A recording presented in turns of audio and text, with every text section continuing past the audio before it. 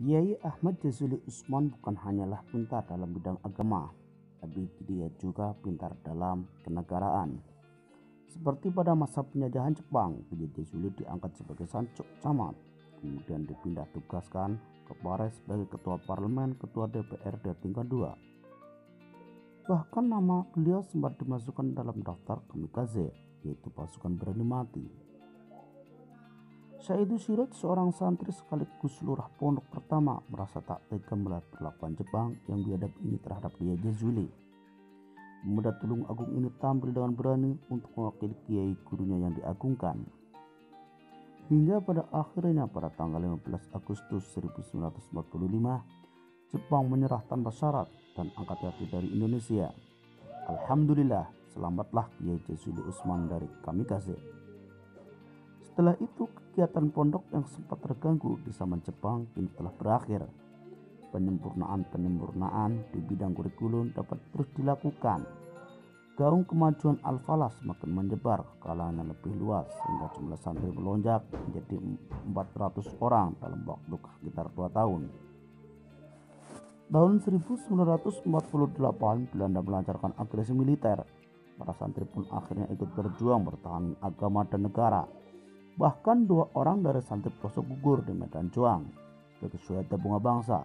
Selama 2 tahun pula pondok pelosok sepi tanpa santri dan kosong dari pengajian yang tersedia hanya 5 orang santri yang sudah bertekad hidup dan mati di pondok. Mereka itu adalah 1. Zainuddin dari Kebumen, 2. Mas'udin dari Yogyakarta, 3. Khalil dari Solo, 5. Abdul Khalik Tofir dari Kediri, 5. Romli dari Trenggalek.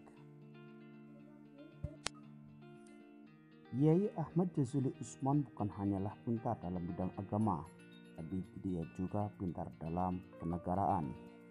Seperti pada masa penjajahan Jepang, Kiai Jazuli diangkat sebagai sancuk camat, kemudian dipindah tugaskan ke Paris sebagai ketua parlemen, ketua DPRD tingkat 2. Bahkan nama beliau sempat dimasukkan dalam daftar kamikaze, yaitu pasukan berani mati.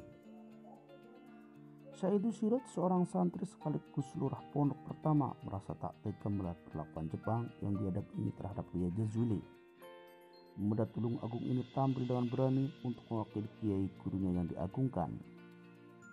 Hingga pada akhirnya pada tanggal 15 Agustus 1945, Jepang menyerah tanpa syarat dan angkat kaki dari Indonesia. Alhamdulillah, selamatlah Kiai Jazuli Usman dari kamikaze. Setelah itu, kegiatan pondok yang sempat terganggu di zaman Jepang kini telah berakhir. Penyempurnaan di bidang kurikulum dapat terus dilakukan. Gaung kemajuan Al-Falah semakin menyebar ke kalangan yang lebih luas sehingga jumlah santri melonjak menjadi 400 orang dalam waktu sekitar 2 tahun. Tahun 1948 Belanda melancarkan agresi militer. Para santri pun akhirnya ikut berjuang bertahan agama dan negara.